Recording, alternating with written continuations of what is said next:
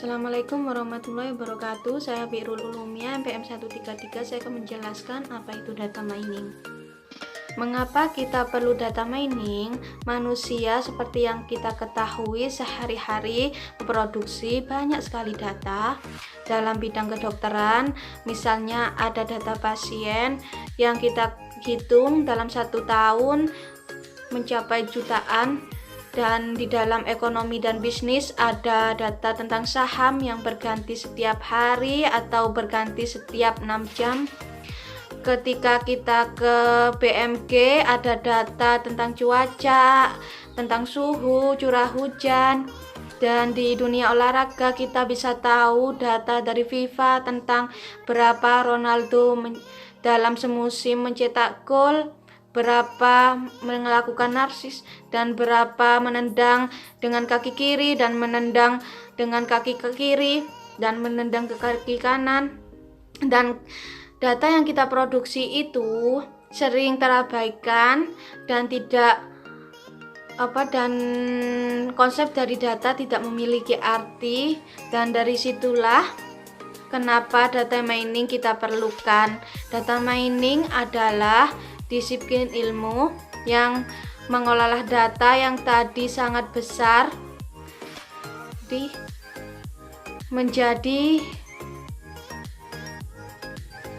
jadi kita olah menjadi suatu pengetahuan, satu rumus, satu pola, sehingga menjadi dimanfaatkan oleh manusia untuk memproduksi kejadian yang akan datang atau ke depan dari kehidupan manusia. Jadi ada 3 kunci ketika kita menyebut apa itu data mining, yaitu ada himpunan yang sangat besar. Yang kedua, kita menggunakan metode mining untuk mengolah dan mengekstrak dan akhirnya menjadikan pengetahuan. Jadi 3 itu yang kita harus pahami dari apa itu data mining. Di sini saya akan menganalisis 5 produk. Yang pertama, Lifebuoy, Shinzui, Nuvo, Look, Dettol. Dari data di samping dapat dianalisis bahwa dari 20 transaksi Lifebuoy menepati urutan pertama dalam penjualan terbanyak. Bisa dilihat transaksi 1 Lifebuoy, Shinzui, dan Dettol mendapatkan penjualan 1, sedangkan Nuvo dan Look sama-sama masih 0. Transaksi kedua Lifebuoy mendapatkan 1 penjualan bersama Nuvo, Dettol, Look, Shinzui 0. Transaksi kedua Lifebuoy mendapatkan 1 penjualan bersama Nuvo, Dettol, Look, dan Shinzui masih 0. Lanjut ke transaksi ketiga, hanya Nuvo yang mendapatkan transaksi penjualan. Lifebuoy, Look, Shinzui, dan Dettol 0. Lifebuoy kembali mendapatkan satu transaksi bersama Look, Nuvo, Shinzui, dan Dettol masih 0. Transaksi kelima masih dominan Lifebuoy bersama Look. Transaksi keenam penggantian Nuvo, Shinzui, dan Dettol mendapatkan masing-masing 1 penjualan, sedangkan Lifebuoy dan Look 0. Selanjutnya ke-7 Look dan Shinzui 1, yang lainnya 0. Lifebuoy dan Look mendapatkan 1 penjualan pada transaksi ke-8. Ke-9 Lifebuoy, Nuvo, dan Dettol 1 penjualan, sedangkan Look dan Shinzui 0. Lifebuoy dan Nuvo 1, sedangkan Dettol 0. Ke-11 hanya Nuvo dan Look Nuvo dan Dettol yang tidak mendapatkan penjualan di transaksi ke-12. Hanya Lifebuoy dan Dettol yang mendapatkan penjualan di transaksi 13. Sama dengan yang atas, masih Lifebuoy dan Dettol. Hanya Nuvo dan Shinzui yang dapatkan penjualan. Sekarang Nuvo dan Look pada transaksi ke-16 mendapatkan penjualan. Pada transaksi ke-18 sekarang Nuvo dan Shinzui yang tidak mendapatkan penjualan. Nuvo dan Shinzui mendapatkan lagi penjualan di transaksi 19. Terakhir Nuvo dan Dettol mendapatkan penjualan, sementara Nuvo dan Shinzui tidak. Bisa disimpulkan dari kelima produk tersebut, Lifebuoy menempati peringkat pertama dengan 13 penjualan, sementara Shinzui di peringkat terakhir dengan 7 penjualan. Dengan Look menempati urutan kedua, Nuvo ketiga, dan Dettol keempat. Kolerasi, jadi jika orang membeli produk sabun, kemungkinan untuk membeli produk sabun yang lain. Konsumen juga melihat dari segi nilai yang didapat dari pembeli sabun sabun itu. Prediksi sabun mungkin sama saja bagi beberapa orang, tetapi ada juga orang yang cocok-cocokan karena kulit yang sensitif. Jika sabun Nuvo hanya memberikan nilai bagi konsumen dari segi harum, maka tidak kemungkinan orang lebih memilih sabun Dettol lebih memberikan nilai lebih dari Nuvo. Dettol lebih mengedepankan mematikan bakteri atau kebersihan bagi kulit, tetapi Lifebuoy bisa memberikan lebih dari brand yang lain seperti murah, pemasaran yang sangat luas, harum, dan cocok bagi beberapa kulit konsumen. Sekian penjelasan dari saya. Assalamualaikum warahmatullahi wabarakatuh. Di sini saya akan menjelaskan tentang Google Trends. Lah, apa sih Google Trends itu sendiri? Google Trends merupakan salah satu produk tools gratis dari Google yang berfungsi untuk mencari tren kata kunci yang ada di internet, yang mampu memberikan data trends tentang apa yang sedang populer dari jangka waktu tertentu, mulai dari tahun, bulan, hari, hingga satuan jam kebelakangan. Lah, cara-cara menggunakan Google Trends untuk data riset itu ada beberapa langkah. Yang pertama yaitu membuka halaman Google Trends. Nah, setelah kalian membuka halaman Google Trends melalui search engine Google, setelah muncul halaman tersebut, kalian bisa mengubah settingan negara di pojok kanan atas sesuai dengan negara kalian, misalnya seperti negara Indonesia. Yang kedua yaitu mencari keyword atau kata kunci yang akan digunakan untuk riset. Nah, selanjutnya keyword yang menggambarkan produk atau hal yang akan kamu riset. Misalnya kamu ingin membuka bisnis tentang penjualan produk fashion, contohnya seperti celana jeans, maka kamu bisa mengetik keyword tersebut pada kolom topik, dan setelah itu kalian bisa klik enter untuk melihat apa hasil pencarian yang akan kalian cari. Terus langkah yang ketiga yaitu menganalisis grafik Google Trends. Lah, setelah muncul tampilan grafik pada tahap ini, kalian bisa melihat kenaikan atau penurunan grafik dari keyword yang dicari, yaitu kan contohnya tadi seperti celana jeans, sehingga kalian dapat memperkirakan apakah keyword tersebut memiliki prospek yang tinggi atau tidak untuk dijadikan bisnis atau peluang usaha kalian. Terus yang keempat yaitu menganalisis minat berdasarkan daerah. Selain melihat grafik yang sudah tadi dijelaskan di tahap ketiga, terus melihat ini, kalian juga bisa melihat minat masyarakat terhadap keyword yang dicari, yaitu kan tadi kan contohnya seperti celana jeans. Lah, dari data tersebut kan ada negara-negara minat. Lah, yang paling tinggi itu biasanya negara yang memiliki minat yang paling tinggi terhadap keyword yang kita cari, yaitu minat untuk pembelian celana jeans. Lah, dari informasi ini kamu bisa memperluas pangsa pasar dan dapat memperbanyak produk yang akan dijual ke daerah-daerah tersebut, serta memasangkan iklan yang dapat dijangkau oleh daerah-daerah yang lebih jauh lagi. Terus yang kelima yaitu melakukan perbandingan dengan keyword lain.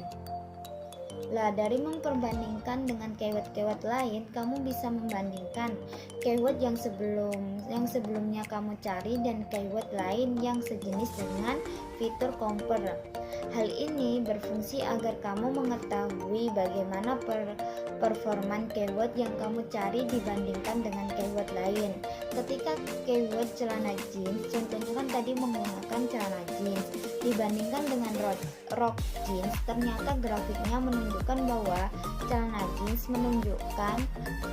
menunjukkan grafik yang lebih baik daripada rok jeans. Jadi kalian bisa memutuskan menggunakan dari salah satu keyword ini untuk dijadikan sebagai peluang usaha kalian atau peluang bisnis kalian. Cukup sekian penjelasan saya tentang Google Trends. Terima kasih. Wassalamualaikum warahmatullahi wabarakatuh.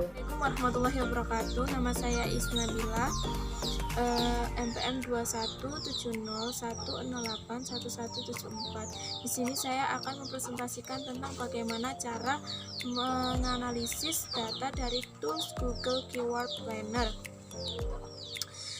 Sebelumnya saya akan menjelaskan tentang apa itu Google Keyword Planner. Google Keyword Planner adalah tool riset keyword yang digunakan dalam layanan Google AdWords. Nah, pada dasarnya Google Keyword Planner ini adalah dibuat untuk membuat iklan di Google AdWords. Fungsi Google Keyword Planner yang pertama yaitu menganalisis pencarian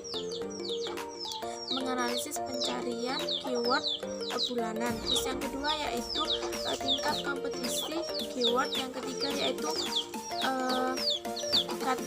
saran kata kunci, dan yang keempat itu harga untuk memasang iklan di Google AdWords. Cara menganalisis Google Keyword Planner yaitu yang pertama daftar Google Keyword Planner, yang kedua yaitu skip Google AdWords, dan yang ketiga yaitu mengkonfirmasi email. Dan di sini kita disuruh untuk mengkonfirmasi email kita yang sesuai. Terus setelah itu baru kita dapat menggunakan Google Keyword Planner. Dalam menggunakan Google Keyword Planner, cara menggunakan Google Keyword Planner ini yaitu dengan mengkonfirmasi email yang sudah kita masukkan tadi. Nah, setelah kita mengkonfirmasi email yang sudah kita masukkan tadi, nanti kita akan diarahkan ke dashboard di Google AdWords. Cara menggunakannya yaitu pilih menu tools di pojok kanan atas, lalu klik Keyword Planner. Terus di dalam Keyword Planner ini terdapat dua fitur, yaitu yang pertama Discover New Keyword, dan yang kedua yaitu Get Search Volume and Forecast. Nah, yang pertama yaitu Discover New Keyword ini, di dalam Discover New Keyword ini ada dua cara untuk mencari data yang kita inginkan. Yang pertama yaitu dengan cara memasukkan kata kunci, dan yang kedua yaitu dengan cara memasukkan alamat website. Yang pertama dengan memasukkan kata kunci, misalnya kita ingin mencari data tentang jaket denim, misalnya kita langsung saja kita masukkan kata kunci di situ jaket denim, terus kita klik, nanti di situ muncul apa data yang kita inginkan. Terus yang kedua yaitu Get Search Volume and Forecast. Ini yaitu fungsinya untuk mengetahui data perkiraan misalnya data perkiraan clicks, impression atau cost. Terus dalam Google Keyword Planner ini sendiri terdapat tips-tips juga untuk menggunakannya agar lebih mudah. Tips yang pertama yaitu curi kata kunci dari kompetitor. Maksudnya yaitu kita bisa memasukkan kata kunci atau website dengan begitu kita bisa melihat kata kunci yang digunakan oleh kompetitor. Terus yang kedua yaitu filter kata kunci. Nah, di dalam Keyword Planner ini sudah menyediakan filter kata kunci berdasarkan AdWords Impression Share dan pengecualian konten dewasa hingga Organic Impression Share. Terus yang ketiga yaitu menemukan kata kunci potensial. Nah, di sini adalah merupakan cara mudah untuk menggunakan keyword dalam menemukan kata potensial atau top of page bid atau hack rank atau tertinggi. Terus yang keempat yaitu mempersempit jangkauan lokasi. Jika misal kita mempunyai sebuah bisnis dan kita ingin mempersempit jangkauan keyword kita bisa memilih mempersempit jangkauan lokasi ini yaitu dengan mempersempit keyword yang akan kita tuju, misal ke kota atau provinsi tertentu.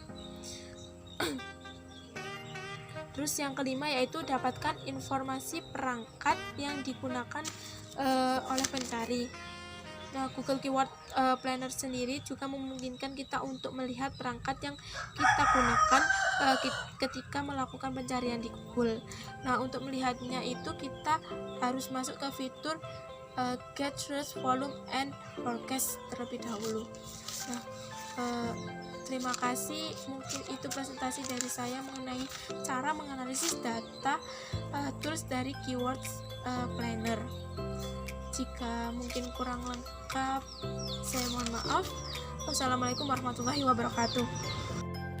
Assalamualaikum warahmatullahi wabarakatuh. Di sini saya akan menjelaskan tentang Facebook Audience Insight. Facebook Audience Insight merupakan tools yang berguna untuk melakukan targeting di Facebook. Ini sedikit gambaran dari Facebook Audience Insight. Kemudian ada beberapa fungsi dari Facebook Audience Insight. Yang pertama, Facebook Audience Insight untuk validasi suatu niche, yaitu pencarian produk yang dijadikan bisnis jangka panjang maupun jangka pendek. Yang kedua, mencari audiens mana yang tepat untuk menjadi targeting, yaitu kita bisa menentukan target kita dengan menentukan segi umur, genre, maupun negara. Yang ketiga, affinity score untuk mengetahui keterkaitan suatu audiens dengan fanpage lain. Di sini kita bisa mengetahui audiens dari kompetitor kita. Jadi kita bisa mengetahui dari berapa banyak yang menyukai dari iklan bisnis kita maupun apa saja yang disukai oleh audiens yang suka dari iklan kita. Ini gambar dari affinity score untuk mengetahui keterkaitan suatu audiens dengan fanpage lain. Sekian penjelasan dari saya. Wassalamualaikum warahmatullahi wabarakatuh.